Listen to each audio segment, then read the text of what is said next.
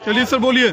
मंत्री जी 4 साल से लगातार ये लोग स्ट्रगल अपना आना कर रहे चाहिए हैं और अभी तक इनको न्याय नहीं मिला है। क्या कहेंगे, कैसे इनको न्याय मिलेगा? भाजपा सरकार ने भारतीय संविधान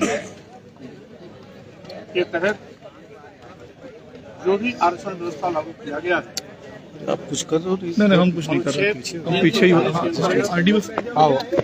पिछड़े वर्गों को आरक्षण का प्रावधान किया गया, जिसके तहत 27% आरक्षण इनको प्राप्त हुआ है। मिल रहा है, फ्रेम भी ला रहा है। अनुसूचित जाति अनुसूचित जनजाति को अनुच्छेद 4 के तहत आरक्षण की व्यवस्था की गई है। लेकिन जब से भाजपा सरकार आई है,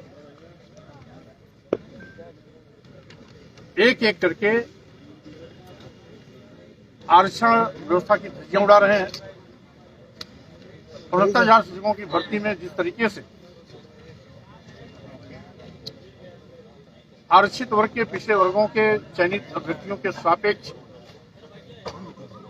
उन्हें नियुक्ति न देकर पिछड़े वर्गों के स्थान पर सामान्य वर्ग के लोगों की तैनाती कर दी, ये सरकार के भ्रष्टाचार को स्पष्ट करता है कि किस तरीके से भारतीय जनता पार्टी नारा तो देती है सबका साथ, सबका विकास, सबका विश्वास, लेकिन सत्ता में बैठने के बाद जिस तरीके से पिछड़े वर्गों के, अनुसूचित जाति के, अनुसूचित जनजाति के आरक्षण को साजिश के तहत खत्म कर रहे हैं, उसी का एक दृष्टांत है 69,000 शिक्षकों की भर्ती में 18,000 पिछड़े वर्गों के चयनित अभ्यर्थियों में से 6800 पदों पर सामान्य वर्ग के लोगों को नियुक्ति देकर के चयनित अभ्यर्थियों के साथ धोखा किया, चयनित अभ्यर्थियों के विश्वास का गला घोटा और साथ ही साथ आज जिस तरीके से 3-4 सालों से लगातार योगी सरकार आखंड भ्रष्टाचार में डूबी हुई है, अपने चहेतों को रेवड़ी की तरह नियुक्ति पत्र देकर के आरक्षित पदों के सापेक्ष बैठाने में लगे हुए हैं, उनके इसी भ्रष्टाचार के भुक्तभोगी हैं।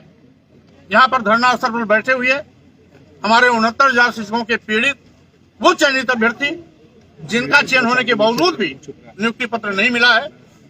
शर्म की बात है कि माननीय मुख्यमंत्री जी एक बार ट्विटर पर इस बात को डाले भी कि हम इनके मामले को शीघ्र निस्तारित करेंगे, शिक्षा मंत्री को निर्देश दिए, लेकिन सारे के निर्देश हवाई साबित हुए। इसी तरीके से माननीय उच्च न्यायालय ने भी उत्तर प्रदेश सरकार को इस बात का निर्देश दिया कि इन 68,000 शिक्षक भर्तियों को तत्काल तैनाती दी जाए, लेकिन उसको भी रद्दी की टोकरी में उत्तर प्रदेश सरकार ने डाल दिया।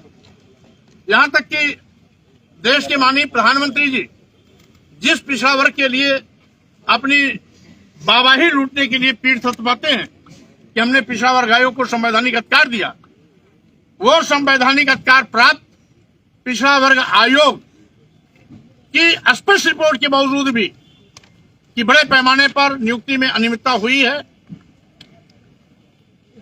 यहां पर 68,000